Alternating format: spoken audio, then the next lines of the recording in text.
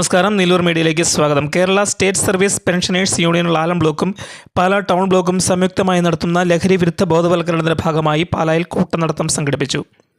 Pala government ആശുപത്രി ജംഗ്ഷനിൽ നിന്നും ആരംഭിച്ച കൂട്ടനടത്തം municipal chairman Thomas Peter flag off ചെയ്തു.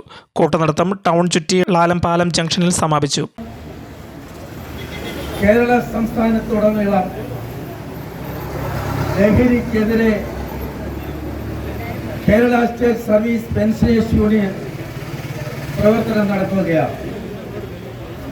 പ്രചാരണ പരിപാടിയുടെ ഭാഗമായി ചില സ്ഥലങ്ങളിൽ ഇപ്പോൾ ഇവിടെ സംഘടിപ്പിച്ചിട്ടുള്ളതുപോലെ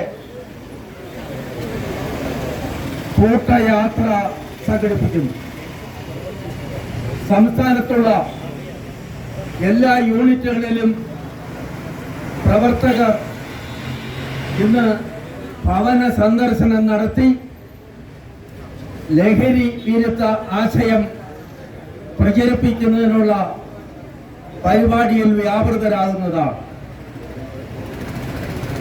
നമ്മുടെ രാജ്യത്ത് ലഹരി വർദ്ധിച്ചു വരുന്നു. അതിനൊരു നിയന്ത്രണം അത്യന്താപേക്ഷിതമാണ്. ഇത് മനസ്സിലാക്കിക്കൊണ്ടാണ് Kerala state service pensioners union ഇത്തരത്തിലുള്ള ഒരു പ്രചാരണ പരിപാടിയുമായി രംഗത്ത് വന്നിട്ടുള്ളത്. നിങ്ങൾക്കറിയാം, 1998 ആരംഭിച്ച Kerala state service pensioners union 34ാം വർഷത്തിലേക്ക് പ്രവേശിച്ചിരിക്കുകയാണ്. മുൻ സംസ്ഥാന വൈസ് പ്രസിഡന്റ് ജോസഫ് മൈലാടിയിൽ സമ്മേളനം ഉദ്ഘാടനം ചെയ്തു.